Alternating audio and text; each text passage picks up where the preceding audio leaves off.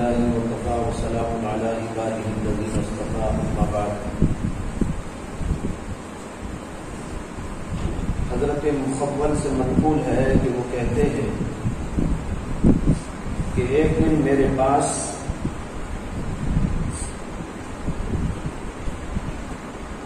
بحیم العجلی تشریف لائے اور کہنے لگے کہ آپ اپنے پڑوسیوں یا دوستوں میں کسی ایسے شخص سے واقف ہیں جو حج کا ارادہ رکھتا ہو اور آپ کی دانست میں میری رفاقت کے لیے مناسب ہو؟ میں نے کہا جی ہاں. پہلے زمانے میں حج کرنے کے لیے یہ ضروری ہوتا تھا کہ یہ تلاش کریں کہ کون لوگ حج کو جا رہے ہیں. راستے آج کی طرح نہیں تھے اور نہ اتنے آسان سفر کے حالات. اس وجہ سے لوگ تلاش کرتے تھے کہ ادھر سے کون لوگ حج کے لیے جانے والے ہیں. اسی انہوں نے کہا کہ اگر آپ کے علم میں کوئی ایسا آدمی ہو جو حج کو جا رہا ہو تو آپ مجھے بتائیں جو میرے لیے مناسب ہو. فرماتے ہیں کہ میں نے کہا کہ جی ہاں. چنانچہ میں محلے کے ایک شخص کے پاس گیا جس میں دینداری اور نیکی تھی اور ان دونوں کے درمیان میں ملاقات کرا. وہ دونوں حضرات رفاقت سفر پر آمدہ ہو گئے. پھر حضرت بحیم اپنے اہل و عیال کے پاس چلے گئے. جب دوسرا دن ہوا تو وہ صاحب میرے پاس آ کر کہنے لگے، یعنی وہ جو دوسرا آدمی تھا وہ آ کر کہنے لگے جناب میں چاہتا ہوں کہ آپ میری طرف سے اپنے ساتھی سے معذرت کر دیں. یعنی میں بحیم اجلی کے ساتھ سفر میں جانا نہیں چاہتا اور میرے علاوہ کوئی دوسرا رفیق تلاش کر. میں نے کہا واہ صاحب خوب رہی، کیوں کیا بات ہے؟ خدا کی قسم میرے علم کے مطابق حسن اخلاق صبر و تحمل میں کوفے میں ان کی کوئی نظیر نہیں. میں نے ان کے ساتھ پہلی سفر کیا ہے، میں نے ان کے اندر تو خیر ہی خیر پایا. وہ شخص کہنے لگا کہ آپ کا بھلا ہو، مجھے معلوم ہے کہ وہ اس قدر روتے ہیں کہ رکنے کا نام نہیں لیتے. یعنی بحیم اجلی اس قدر روتے ہیں کہ رکنے کا نام نہیں لیتے اور یہ چیز ہمارے پورے سفر کا مذاق کرکرا کر دی. اب وہ روتے رہے تو پھر سفر میں کیا مزہ آئے گا؟ سفر میں تو ایسا ساتھی چاہیے جو چٹکلے بولے، جو ادھر ادھر کی ہانکے، کچھ ادھر ادھر کی گائے، کچھ ادھر ادھر کی سنائے. اب یہ بیٹھ کر روتے رہے سفر میں کیا مزہ آئے گا؟ سارا سفر کا مزہ کرکرا ہو جائے گا. مخول کہتے ہیں کہ میں نے کہا خدا آپ پر رحم کرے. رونا تو کبھی کبھی آخرت کے وقت ہوتا ہے، آدمی کا دل نرم ہوتا ہے تو رونے لگتا ہے. کیا آپ کبھی نہیں روتے؟ اس نے کہا کہ روتا تو ہوں لیکن مجھے ان کے بارے میں معلوم ہے کہ وہ بہت روتے ہیں. میں نے کہا کہ آپ ان کے ساتھ ضرور جائیں، امید ہے کہ آپ کو ان سے نفع ہوگا. انہوں نے کہا کہ میں استخارہ کروں. پھر جب ان دونوں کے نکلنے کا وقت آیا، اونٹ لایا گیا. اونٹوں کا سفر ہوتا تھا اس زمانے میں اور ان دونوں کے لیے تیار کیا گیا. بحیم ایک دیوار کے سائے میں بیٹھ گئے اور اپنا ہاتھ اپنی داڑھی کے نیچے رکھ لیا اور ان کے آنسوں ان کے رخسار پر بہنے لگے، پھر ان کی داڑھی پر، پھر ان کے سینے پر، یہاں تک کہ خدا کی قسم میں نے ان کے آنسوں زمین پر بھی دیکھے. روئے یہ حال ہو. مخول کہتے ہیں کہ مجھ سے میرے ساتھی نے کہا مخول آپ کے ساتھی نے رونا شروع کر دیا ہے، یہ میرا رفیق سفر نہیں ہو سکتا. میں نے کہا ذرا صبر کرو، نرمی سے کام لو، ہو سکتا ہے کہ ان کو اپنے اہل و عیال اور ان کی جدائی کا خیال آ گیا ہو، اس لیے ربکت طاری ہو گئی ہو۔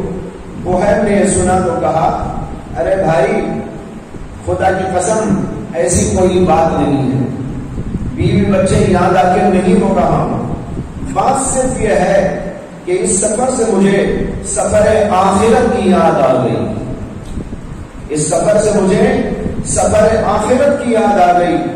مخبل کہتے ہیں کہ وہ پھوٹ پھوٹ کر بولنے لگی۔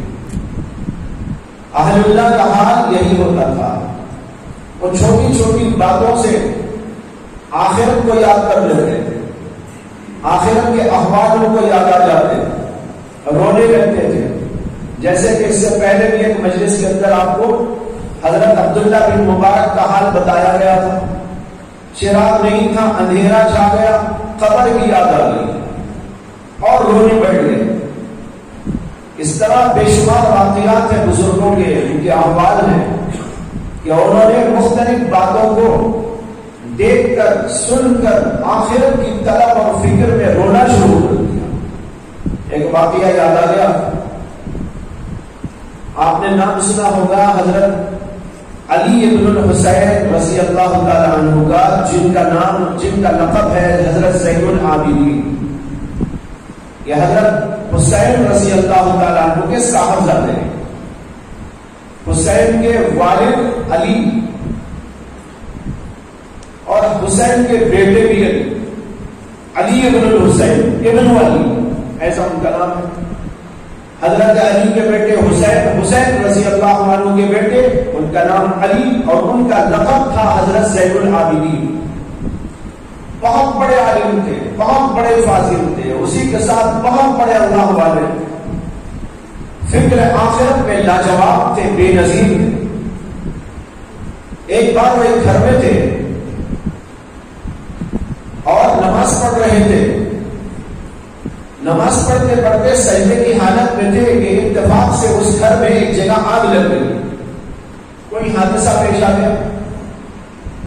جب آگ لگی اور آگ بڑھنے لگی تو لوگ گھر کے چیخنے لگے اور ان سے نام لے کر پکار کر کہا النار النار النار، ارے آگ ہے آگ ہے آگ ہے۔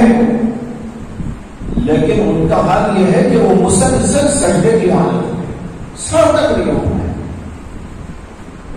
تو لوگ پریشان ہوئے، بہرحال کچھ لوگ بجھانے بڑھنے کرنے کے کاموں میں لگے، یہاں تک کہ اللہ کا فضل ہوا، آگ بجھ گئی۔ اس کے بہت دیر کے بعد انہوں نے سجدے سے سر اٹھایا۔ لوگوں نے کہا کہ ارے آپ کا کیا حال ہے، کیا آپ کو اندازہ نہیں ہوا؟ ہم لوگ چیخ رہے تھے، بول رہے تھے النار النار، آپ نے سر ہی نہیں اٹھایا۔ تو انہوں نے کہا ایک اور آگ نے مجھے مشغول کر دیا،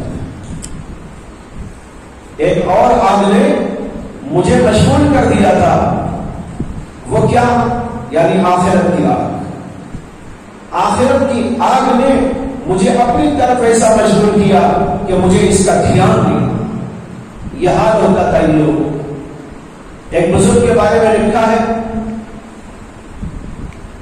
کہ ان کے ایک دوست ان کے گھر پہ آئے، باتیں چل رہی تھی۔ اس زمانے میں چھوٹے چھوٹے گھر ہوتے تھے، ایک طرف چولہا تھا، ان کی بیوی نے چولہا جلایا، جو ہی وہاں آگ بڑھ گئی وہ بزرگ بے ہوش ہو گئے۔ ملنے جو ساتھی آئے تھے وہ پریشان ہو گئے۔ انہوں نے کہا کہ بھائی کیا ہوا؟ ان کی بیوی جو ادھر تھی ان کو خطاب کرتے ہوئے کہا کہ دیکھو تمہارے شوہر کا کیا حال ہے، وہ تو بے ہوش ہو گئے، کیا بات ہے، کیا بیماری ہے؟ ان کی بیوی کہنے لگی ان کی بیماری یہ ہے کہ ان کو آخرت کی فکر ستاتی رہتی ہے، یہ بیماری۔ پھر انہوں نے بتایا کہ ایسا ہوتا رہتا ہے میرے گھر میں ادھر آگ جلاتی ہوں اور وہ دوزخ کی آگ کو یاد کر کے بے ہوش ہو جاتی ہے۔ دیکھ رہے آپ لوگ، یہ حال ہے ان حضرات کا۔ آگ کو دیکھا، دوزخ یاد آ گئی اور اس کی وجہ سے ان کی حالت بگڑ گئی۔ اسی طرح حضرت عمر رضی اللہ عنہ کے بارے میں آتا ہے جب کبھی آگ جلائی جاتی تو حضرت عمر بن خطاب رضی اللہ عنہ آگ کے قریب جاتے، اپنا ہاتھ اس میں ایسا رکھتے، یعنی بھاپ اس کی محسوس کرتے، اور پھر اپنے ہی نفس سے خطاب کرتے اور کہتے یا ابن الخطاب، ارے خطاب کے بیٹے ذرا دیکھ لو یہ دنیا کی آگ ہے، اس دنیا کی آگ کو تو برداشت نہیں کر سکتا، تو کیا تیرے اندر اتنی ہمت ہے کہ تو دوزخ کی آگ کو برداشت کرے؟ یہ کہہ کر رونے لگتے۔ یہ ہے اہل اللہ کا حال۔ تو یہاں بھی وہی صورت پیش آئی کہ انہوں نے کہا کہ اس سفر کی وجہ سے مجھے سفر آخرت یاد آ گیا، آج یہاں کا سفر ہو رہا ہے، ایک دن وہ بھی آئے گا کہ اللہ کی طرف سفر کرتے جانا ہو۔ اسی لیے جو دعا سفر کی ہے، یاد ہے کسی کو دعا سفر کی کیا ہے؟ سبحان الذی سخر لنا ھذا وما كنا له مقرنین، اس کے بعد وَإِنَّا إِلَىٰ رَبِّنَا لَمُنْقَلِبُونَ۔ غور کرو ان جملوں میں تعلق کیا ہے۔ پہلے کہا گیا سبحان الذی سخر لنا ھذا، پاک ہے وہ ذات جس نے ہمارے لیے اس سواری کو مسخر کر دیا۔ اگر اللہ نے اسے مسخر نہ کیا ہوتا تو ہم اس کے اوپر سوار کیسے ہوئے؟ وما كنا له مقرنین وإنا إلى ربنا لمنقلبون، اور ہم اللہ کے دربار میں بھی جانے والے ہیں۔ اب یہاں سواری میں سوار ہو کر ایک دنیا میں سفر کر رہے ہیں، کسی ملک کو جا رہے ہیں، کسی علاقے کو جا رہے ہیں، کسی محلے کو جا رہے ہیں، لیکن حکم یہ ہے کہ یہ دعا پڑھو، اس لیے کہ اس کے اندر تمہارے اس سفر سے تمہارے آخرت کا سفر یاد آ جائے، اس لیے جملہ اس کے اندر بڑھایا گیا وَإِنَّا إِلَىٰ رَبِّنَا لَمُنْقَلِبُونَ۔ یہی بات یہاں پر ہوئی، وہ کہتے ہیں کہ اس سفر سے مجھے سفر آخرت یاد آ گیا۔ مخبر کہتے ہیں کہ مجھ سے میرے دوست نے کہا خدا کی قسم یہ تمہارے میرے ساتھ پہلی عداوت نہیں ہے، یہ تمہاری میرے ساتھ پہلی عداوت نہیں ہے، میرا بحیم سے کیا واسطہ؟ یعنی وہ آدمی کہنے لگا تم نے تو ان کو میرے اوپر لا کے تھوپ دیا ہے، میرے سے دشمنی کر رہے ہو، اور پہلے بھی تم نے ایسی دشمنی کی ہے، یہ دوبارہ پھر دشمنی تم نے کر دی، بحیم سے میرا کیا واسطہ؟ آپ کو تو بحیم اور تعاون تائی اور ابو الاحوص کے درمیان رفاقت قائم کرنا چاہیے۔ وہ آدمی کہنے لگا کہ میرے ساتھ ان کو مت جوڑو سفر کے لیے، ان کو جوڑو تو کس کے ساتھ جوڑو؟ تعاون تائی کے ساتھ جوڑو اور ابو الاحوص کے ساتھ میں جوڑو، ان کا جوڑ ان سے ہو سکتا ہے، میرا اس سے کیا جوڑ ہو سکتا ہے؟ یہ سب مل کے ہوتے رہے۔ اہل اللہ بیٹھ جاتے تھے تو کبھی روتے تھے۔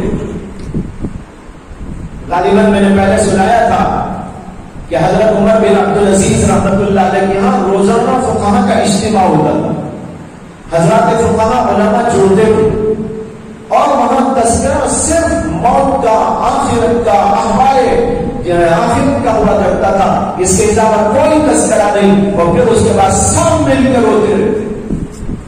یہ بات میں نے پہلے بھی آپ کو سنائی۔ تو کہا ان کے درمیان میں رفاقت قائم کرنا چاہیے تھا تاکہ یہ لوگ آپس میں مل کے روئے، یہاں تک کہ وہ لوگ شفا یاب ہو جاتے یا ایک ساتھ مر جاتے۔ مخبر کہتے ہیں کہ میں برابر ان کو صبر اور نرمی پر آمادہ کرتا رہا اور کہتا رہا کہ آپ کا بھلا ہو، شاید ہی آپ کا سفر بہتر سفر ہو۔ مخبر کہتے ہیں کہ وہ آدمی کثیر الحج، صلاح و تقوی والا تھا، تاہم وہ ایک تاجر، صاحب ثروت اور اپنے کام میں لگا رہنے والا تھا، لیکن صاحب حسن و بکا نہیں تھا۔ مخبر کہتے ہیں کہ اس نے مجھ سے کہا کہ اس مرتبہ مجھے یہ مرحلہ پیش آیا ہے اور ممکن ہے کہ اس میں خیر ہو۔ راوی کہتے ہیں ان باتوں کا بہن کو کچھ علم نہ ہوا، وہ اپنے رونے میں ایسے مشغول تھے کہ ہماری گفتگو تک کا ان کو علم نہ ہوا۔ اگر وہ کچھ جان لیتے تو شاید اس کے ساتھ ہرگز نہ جاتے۔ مخبر کہتے ہیں کہ وہ دونوں اس کے بعد ساتھ نکلے، یہاں تک کہ حج سے فارغ ہو کر واپسی ہو گئی۔ دونوں میں سے ایک یہ سمجھتا رہا کہ اس کے ساتھی کے علاوہ اس کا کوئی بھائی بھی ہے چنانچہ جب میں اپنے پڑوسی کے ساتھ سلام کرنے اور سفر کے حالات معلوم کرنے پہنچا تو اس نے مجھ سے کہا میرے بھائی اللہ تعالیٰ تمہاری طرف سے اللہ تعالیٰ میری طرف سے تمہیں بہترین بدلہ عطا فرمائے. میں نے کبھی یہ نہ سوچا تھا کہ ابو بکر بحیر اجلی جیسا کوئی موجود ہے. خدا کی قسم وہ خرچ کرنے میں مجھ پر سبقت لے گئے یہاں تک کہ وہ تندرست تھے اور میں مالدار. وہ خدمت میں بھی مجھ سے آگے بڑھ گئے جبکہ میں طاقتور وہ جوان تھا اور وہ کمزور اور بوڑھے. وہ میرے لیے کھانا پکاتے تھے جبکہ وہ روزے دار تھے اور میں بے روزہ تھا.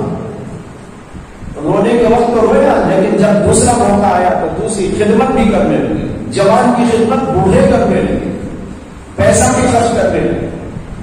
کہتے ہیں کہ میں نے کہا تمہارا معاملہ ان کے ساتھ دیر تک گریا وزاری میں مشغولیت کی وجہ سے کیسے رہا جس کو تم ناپسند کرتے تھے؟ تو اس نے جواب دیا خدا کی قسم میں اس گریا وزاری سے مانوس ہو گیا اور میرا دل اس حد تک مسرور ہو گیا کہ میں ان کے ساتھ اس عمل میں شریک ہو جاتا تھا, یعنی خود بھی رونے لگتا تھا.